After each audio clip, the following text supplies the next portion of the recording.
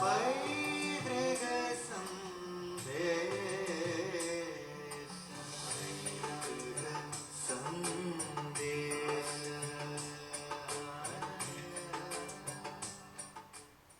പ്രേക്ഷകർക്ക് എൻ്റെ പ്രണാമം.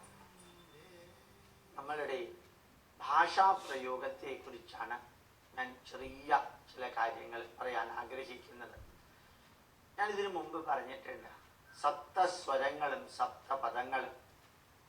സപ്തസ്വരം സാമവേദത്തിലെ 1490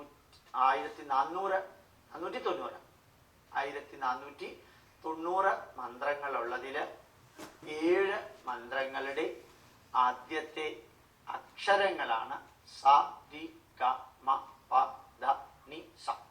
സപ്തസ്വരങ്ങൾ സാമവേദത്തിൽ നിന്ന് 7 അക്ഷരങ്ങള് സാമവേദത്തിന്റെ അന്തർഗതമായ സാമഗാനത്തിന്റെ ഭാഗമായ സപ്തസ്വരങ്ങൾ. ഈ സപ്തപദങ്ങളുണ്ട്, അത് ഇംഗ്ലീഷുകാർ കോൺട്രിബ്യൂട്ട് ചെയ്തതാണ്. Why, what, when, where, who, whom, how. നമ്മളുടെ വീട്ടിലും ഈ ലോകത്തിലും നമ്മൾ നാക്ക് ഉപയോഗിച്ച് വാക്ക് പ്രയോഗിക്കുമ്പോൾ ശ്രദ്ധിക്കാനുള്ളത് 7 തരത്തിലുള്ള കാര്യങ്ങളാണ്. Why I have to talk.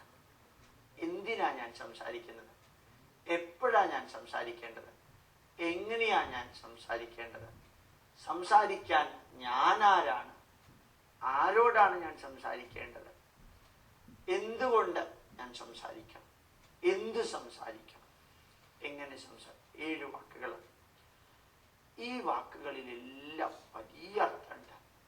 എന്നും ഓർമ്മിക്കാം, നമ്മുടെ നാക്കിൻ്റെ പ്രയോഗത്തിലൂടെ ഉണ്ടാകുന്ന വാക്കാണ് നമ്മുടെ വീട്ടിനകത്തും പുറത്തുമെല്ലാം കൺസ്ട്രക്ഷനും ഡിസ്ട്രക്ഷനും കാരണമാകുന്നത്. നശീകരിക്കാനും നശിപ്പിക്കാനും വാക്ക് മതി, സംരക്ഷിക്കാനും വാക്ക് മതി. അതുകൊണ്ട് ശാന്തമായിട്ട് വളരെ സ്വീറ്റായിട്ട് സംസാരിക്കുന്നു എന്ന് വിചാരിക്കാം. നമ്മൾ തന്നെ ഒരാളോട് പറയുന്നു, താനെന്താടോ വൈകി വന്നത്? ഇതേ ചോദ്യം വേറൊരു രീതിയിൽ ചോദിക്കാം, എന്താടോ ഇത്ര വൈകാൻ കാരണം? രണ്ടും ഒരേ മെസ്സേജാണ്, പക്ഷെ കൊടുത്ത രീതി വ്യത്യാസമുണ്ട്. ഈ രീതിയുടെ വ്യത്യാസമാണ് പലപ്പോഴും വലിയ വലിയ നേട്ടങ്ങൾക്കും വലിയ വലിയ കോട്ടങ്ങൾക്കും കാരണമാവും. താനൊന്നും ചെയ്യണ്ട, അപ്പൊ താനൊന്നും ചെയ്യണ്ട കേട്ടോ, വ്യത്യാസം ഉണ്ടല്ലേ? താനൊന്നും ചെയ്യണ്ട, അത് തന്നെ ഞാൻ വേറൊരു രീതി പറഞ്ഞതാ. അപ്പൊ താനൊന്നും ചെയ്യണ്ട. രണ്ടും, താൻ എന്ത് ചെയ്തിട്ടും പ്രയോജനമില്ല. താൻ എന്തെല്ലാം ചെയ്താലും ഈ അവസരത്തിൽ വലിയ പ്രയോജനമില്ല. അർത്ഥം മാറിയല്ലോ ഇല്ലേ? അപ്പോ ഇതിന് കാരണം എന്താ? വാട്ട് ടു ടോക്ക് എന്നുള്ളതും ഹൗ ടു ടോക്ക് എന്നുള്ളതും ഇമ്പോർട്ടൻ്റ് ആണ്. വാക്കുകൾ റബ്ബർ പന്ത് മാതിരിയാ, ശക്തിയായിട്ട് പ്രയോഗിച്ചാൽ അതേപോലെ തിരിച്ചു വരും. സാവധാനത്തിൽ പ്രയോഗിച്ചാൽ അവിടെ തന്നെ നിലനിൽക്കും. നമ്മൾ ഭാര്യയോടായാലും ഭർത്താവിനോടായാലും, നമ്മൾ എന്ന് ഞാൻ ഉദ്ദേശിച്ചത് ഞാൻ ഉൾപ്പെടെയാണ് കേട്ടോ, നിങ്ങളെ മാത്രമല്ല. ഞാൻ സർമണൈസിങ് ഡിസ്കോഴ്സ് ഒന്നും നടത്തല്ല. ഗോപാലകൃഷ്ണൻ ഉൾപ്പെടെയുള്ള നമ്മൾ ശാന്തമായിട്ട് ആവശ്യമുള്ള സമയത്ത് ആവശ്യമുള്ളവരോട് ആവശ്യമുള്ള രീതിയിൽ ആവശ്യമുള്ള കാര്യങ്ങൾ ആവശ്യമുള്ള വേളയിൽ മാത്രം അത് അർഹിക്കുന്നവരോട് നമ്മൾ പറഞ്ഞു കൊടുത്താൽ വലിയ എഫക്റ്റാണ് ഉണ്ടാവുക. ഇന്നലെ മാവേലിക്കരയിൽ നിന്ന് വളരെ സീനിയർ ആയിട്ടുള്ള ഒരു പ്രൊഫസർ വിളിക്കേണ്ടത്.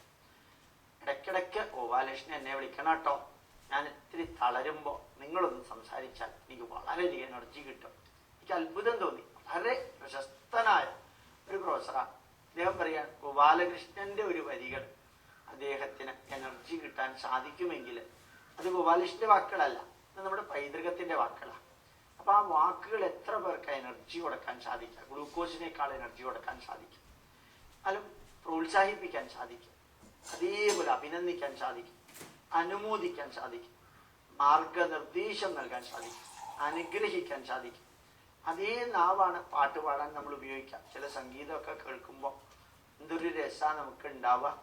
അതുകൊണ്ട് നമ്മുടെ വീട്ടിലെ സ്വർഗവും നമ്മുടെ സമൂഹത്തിലെ സ്വർഗവും നമ്മളുടെ ജീവിതത്തിലെ സ്വർഗവും എല്ലാം കാണണമെങ്കിൽ ഈ 14 സെന്റിമീറ്റർ നീളമുള്ള എല്ലുകളൊന്നുമില്ലാത്ത മനുഷ്യനെ മനുഷ്യനാക്കുന്ന ഈ നാവിൻ്റെ പ്രയോഗത്തിൽ ഒന്ന് കെയർഫുള്ളായാൽ മതി. എനിക്ക് ഉപനിഷത്തുക്കൾ പറയുന്നു, വാങ്മേ മനസി പ്രതിഷ്ഠിത മനോമേ വാചി പ്രതിഷ്ഠിത ആവിരാവീർമാ ഏതി. വാക്ക് മനസ്സിൻ്റെ റിഫ്ലക്ഷനാണ്. മനസ്സിലുള്ളത് എന്താണെന്ന് അറിയാൻ വാക്ക് ശ്രദ്ധിക്കണം. വാക്കും മനസ്സും കോംപ്ലിമെൻ്ററി ആയി തീരട്ടെ എന്നുമെന്നും.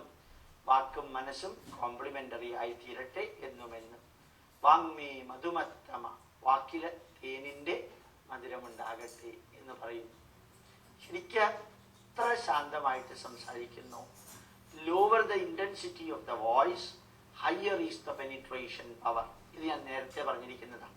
Higher the intensity of the voice, lower is the penetration power. ഇത് ഫിസിക്സിന്റെ നിയമത്തിന് എതിരാണ്. ഫിസിക്സിന്റെ നിയമം എന്താ? Higher the intensity of the voice, higher is the penetration power. Whereas in the case of human life, lower the intensity of the voice, higher is the penetration power. അതുകൊണ്ട് ശക്തമായിട്ട് മനസ്സിനകത്തേക്ക് കയറണമെങ്കിൽ ശാന്തമായിട്ട് പറയണം. ശാന്തമായിട്ട് പറഞ്ഞാൽ ശക്തമായിട്ട് മനസ്സിനകത്തേക്ക് കയറാതിരിക്കില്ല. ഏത് ഭീഷണിയും, ഏത് വെല്ലുവിളിയും, ഏത് തരത്തിലുള്ള മുന്നറിയിപ്പും ശാന്തമായിട്ട് കൊടുത്താൽ ഭയങ്കരമായിട്ടുള്ള ഇമ്പാക്റ്റ് അതിനുണ്ടാവാം. യഥാർത്ഥത്തിൽ നമ്മുടെ ജീവിതത്തിൽ നമ്മളുടെ നാക്കിലൂടെ, നമ്മുടെ വാക്കിലൂടെ നമുക്ക് നന്മ നിറഞ്ഞ സന്ദേശങ്ങൾ കൊടുക്കാൻ സാധിക്കട്ടെ എന്ന് പ്രാർത്ഥിച്ചുകൊണ്ട് എൻ്റെ വാക്കുകൾ അവസാനിപ്പിക്കുന്നു. നിറഞ്ഞ ഹൃദയത്തോടുകൂടി പ്രണാമം, നമസ്കാരം.